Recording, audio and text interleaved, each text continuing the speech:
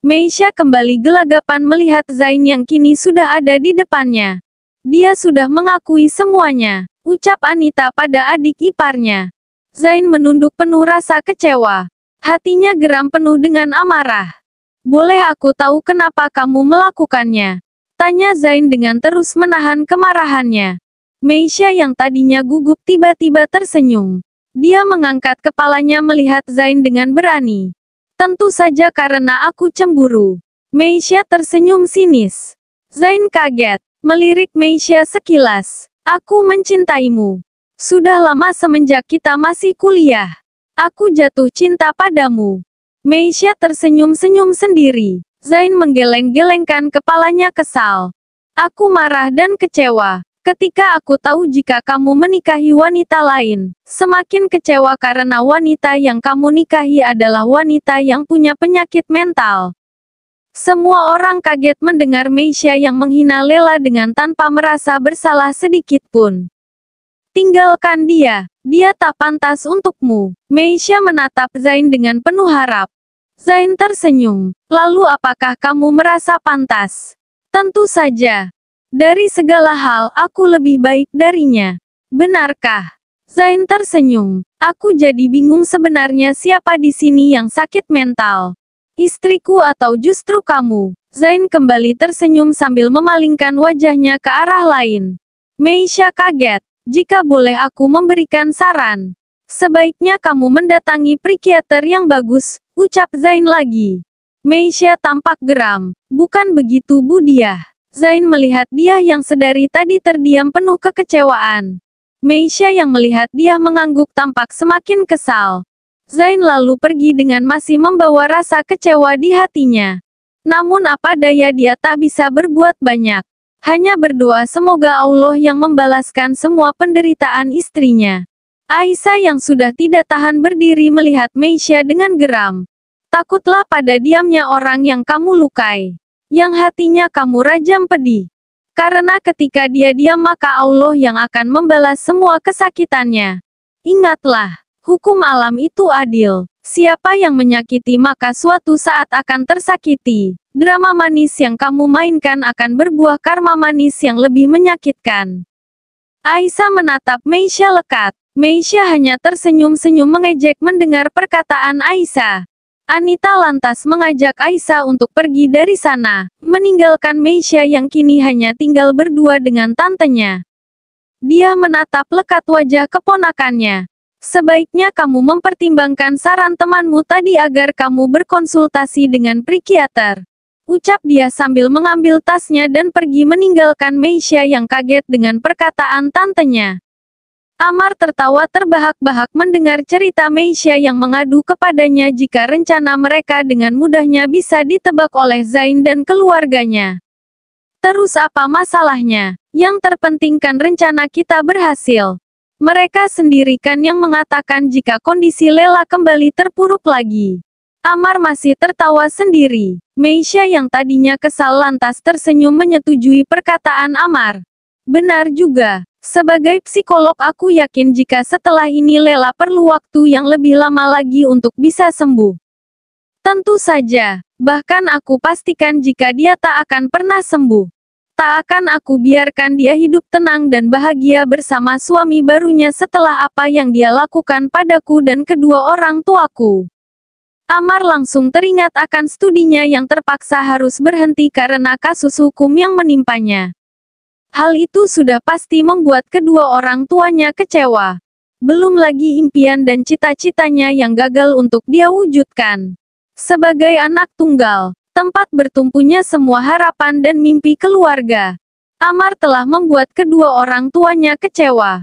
Seandainya saja waktu itu keluarga Lela tidak melaporkannya atau menerima permohonan maafnya, maka dia yakin jika kini hidupnya tak akan seperti ini. Sekarang kedua orang tuanya yang dulunya menyimpan harapan besar padanya, kini menjalani masa tua mereka dengan sangat membencinya.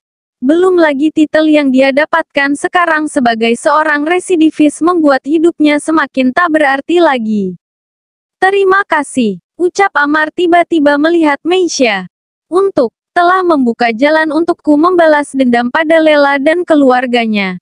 Meisha tersenyum. Tidak perlu berterima kasih. Cukup buat hidup Lela dan suaminya tak bahagia saja itu sudah sangat berarti bagiku. Kamu tenang saja. Aku sudah menyusun rencana membuat hidup Lela akan seperti di dalam neraka. Tangan ini memang sudah tidak bisa lagi memukulnya. Tapi ini bisa. Amar menunjuk kepalanya. Keduanya tersenyum. Keesokan harinya, Zain tertegun melihat istrinya yang tengah khusyuk berdoa di depan pusara Abah. Saking khusyuknya Lela bahkan sampai tak menyadari jika Zain telah cukup lama menunggu di belakangnya. Lela yang terus mendoakan sang ayahanda tampak sesekali menyeka air matanya. Hingga tak terasa tisu yang dipegangnya telah basah dan tak bisa digunakan lagi. Dia lalu berniat menggunakan kerudungnya untuk mengusap air matanya. Namun tiba-tiba dia dibuat kaget ketika seseorang memberinya sapu tangan. Lela kaget melihat jika orang itu ternyata adalah suaminya, berdiri di sampingnya. Lela mengambil sapu tangan itu di tangan suaminya dengan ragu. Maaf, aku pikir kamu belum datang. Tidak apa-apa. Zain duduk di sebelah Lela.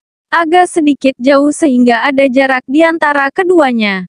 Pusara Abah seolah menjadi saksi keheningan di antara keduanya. Keduanya sama-sama sibuk dengan pikirannya masing-masing. Bagaimana keadaanmu sekarang? Tanya Zain memecah keheningan. Alhamdulillah, sudah lebih baik. Syukurlah. Maafkan aku.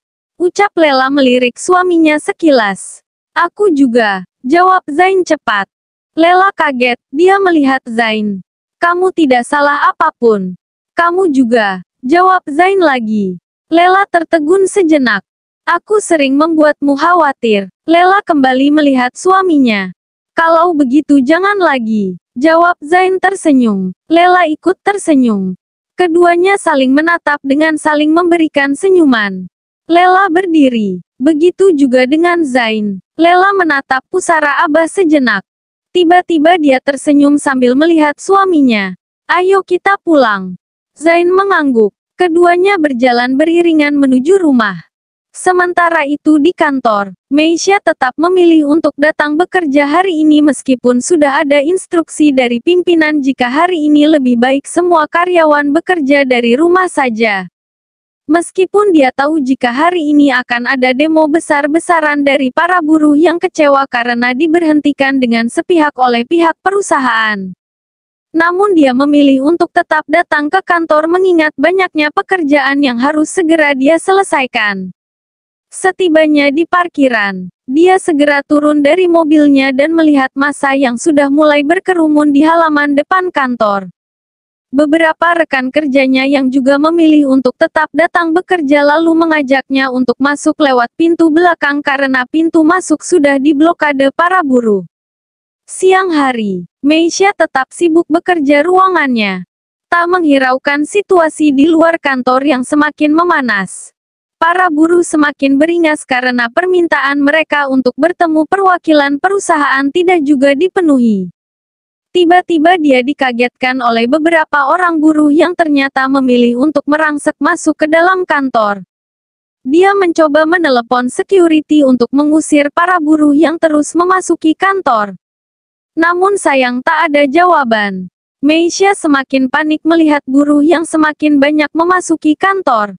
Meisha yang ketakutan lalu mencoba untuk bersembunyi. Namun sayang, beberapa orang buruh sudah melihatnya. Mengetahui jika Meisha adalah kepala HRD yang menangani masalah pemecatan mereka.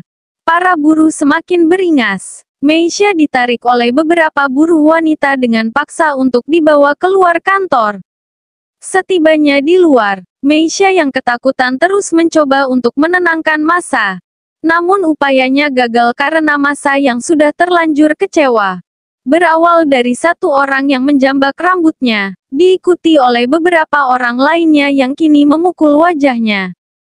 Para buruh wanita itu semakin tak terkendali. Mereka terus menghajar Meisha dengan tanpa ampun. Walaupun beberapa buruh lainnya mencoba untuk menghentikan tindakan pengeroyokan itu. Namun sayang mereka kalah jumlah dengan orang-orang yang terlanjur kecewa. Meisha terus dihajar tanpa iba oleh mereka yang kesal. Hingga akhirnya aksi pengeroyokan itu berhenti setelah mereka melihat Meisha yang sudah tak sadarkan diri tergeletak di tanah. Dengan wajah yang bercucuran darah. Beberapa orang mengangkatnya untuk dibawa ke rumah sakit.